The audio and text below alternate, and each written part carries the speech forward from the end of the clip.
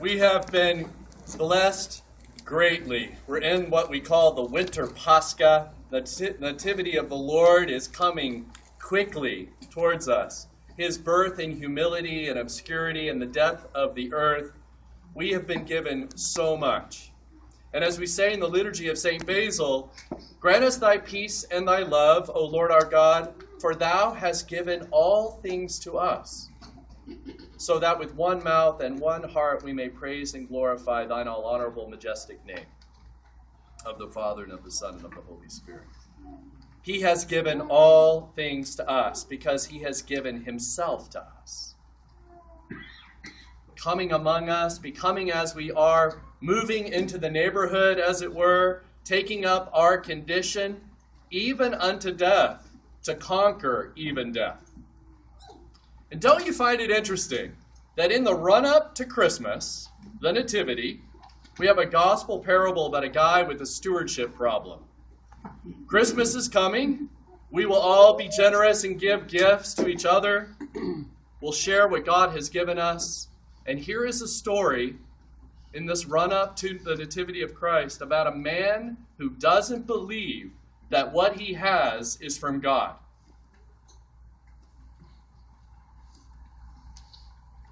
What he has been given to him as a blessing for himself, for his family, for the poor, for the church.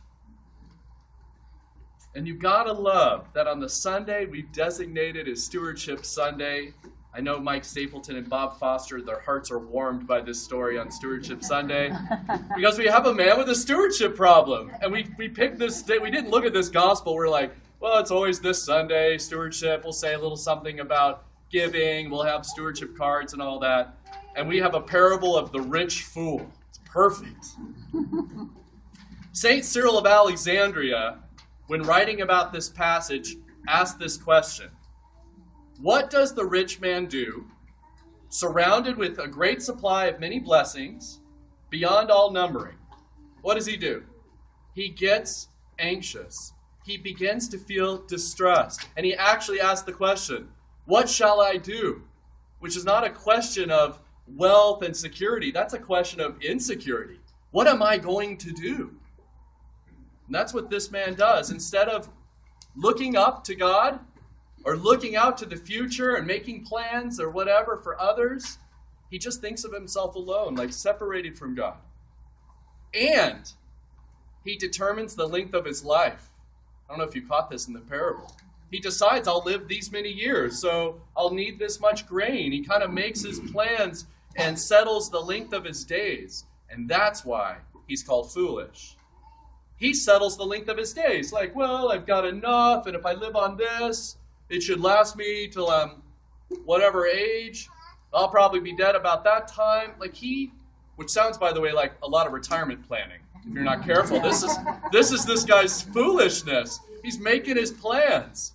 Like, looking at insurance tables, actuarial, whatever they called, I'm likely to live to...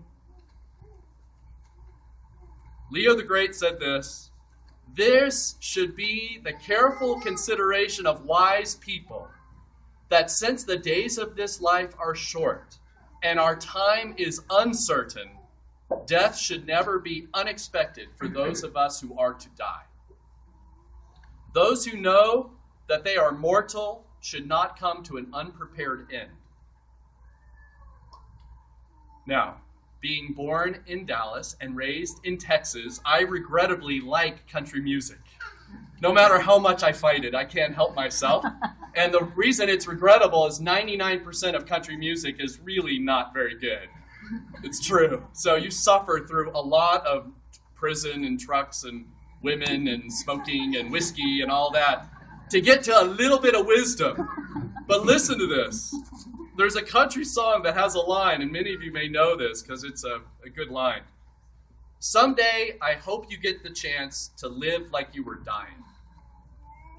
It is a very good song. It has a very good line. It's about a man who's young, and he goes to that doctor, and that doctor tells him, you're sick. You're 41 or whatever, but you don't have much time.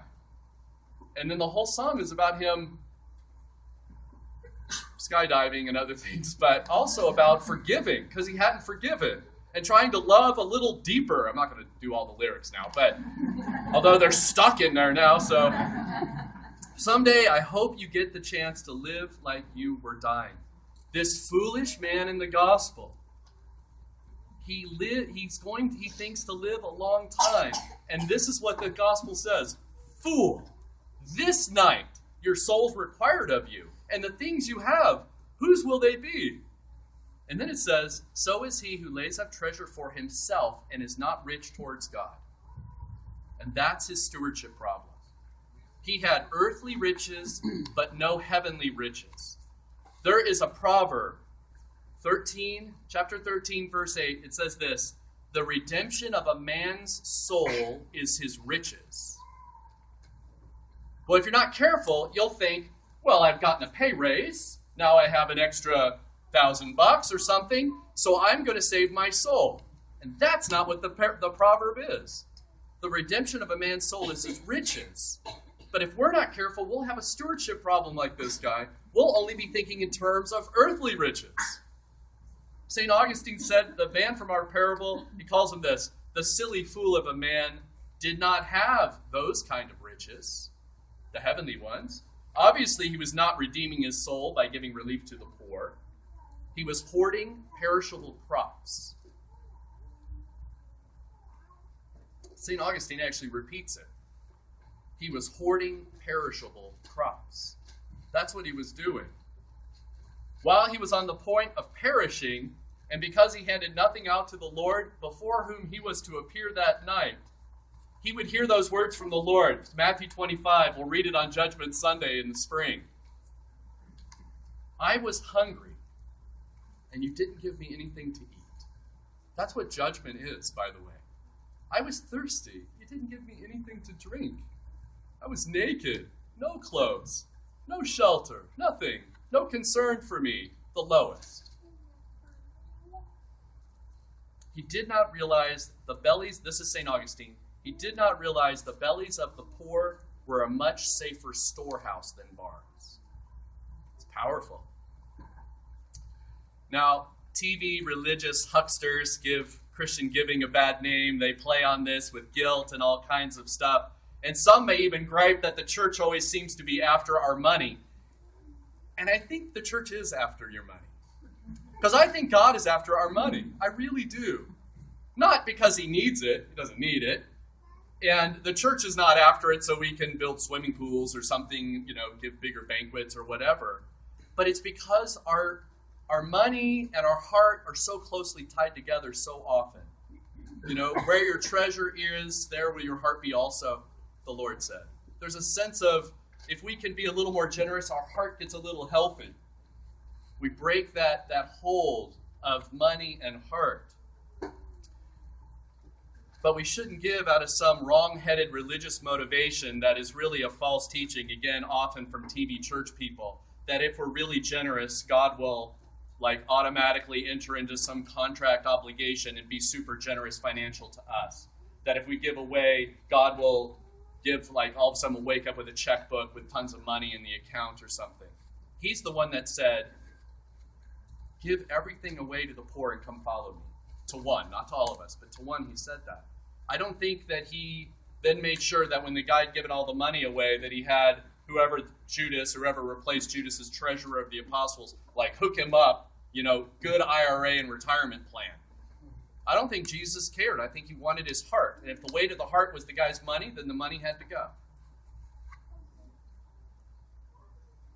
The Lord can bless us with money, and he certainly does. And as we're saying, the stewardship problem this guy has is he thought that he had this stuff and it was his, and that God had nothing to do with it. We have to be careful that when we look around at our families, our church, our jobs, our checking accounts or whatever, that we say, the Lord did this. Some of us are really good at that, and some of us are not as good as others at that. We go, that's mine. I went to school for that education. I interviewed well for that job or whatever. I know how to make my boss happy, so I get paid more or something. We have to be willing to work hard and all that, but then say, the Lord has given this to us. There was a TV personality, a religious guy in 1987 who went on to his TV audience. You remember this? Said that if people didn't give $8 million to his fundraising campaign, the Lord would take him. Remember that? Oh my gosh. Arlo Guthrie, the folk singer, commented about that guy in Newsweek, said this: "I firmly believe we shouldn't negotiate with any terrorist on any level." Go Arlo. So we're not giving out of some guilt or trickery, no matter what Mike Stapleton and Bob Foster come up with for stewardship, whatever tricks they have or something. We're not giving for the wrong reasons. We're giving for the right reasons, out of love for God, out of that wanting that healthy heart, separating money from heart, making a break there a little bit for ourselves. We're giving because God has given to us. As we said in the very beginning of this, he's actually given us himself, everything.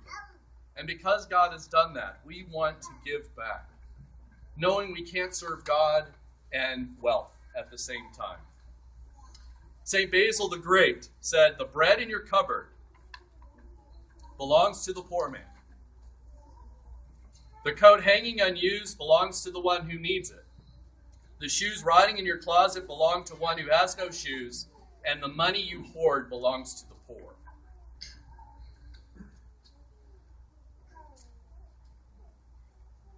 We'll end with this story. I heard the story of a farmer who happily reported to his wife that their prized calf had had twins. There were two calves, a red one and a white one.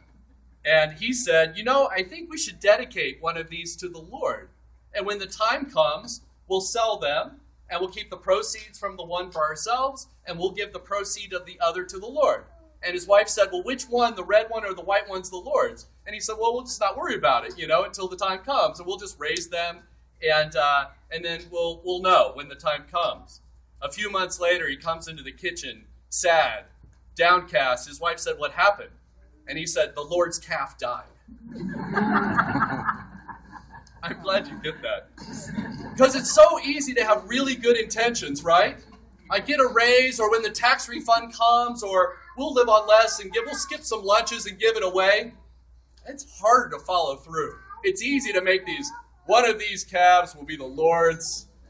Which one? He didn't say the best one. He's like, well, just wait a minute, The wife, actually, the story goes on, how do you know? He goes, I just know, I know that's the one who died. So we want to have not only good intentions, as hard as they are to follow through with them, but also to follow through with them.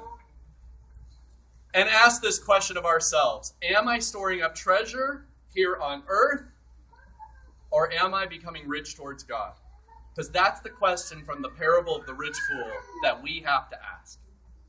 We have to ask ourselves, that's the parable, that's the question.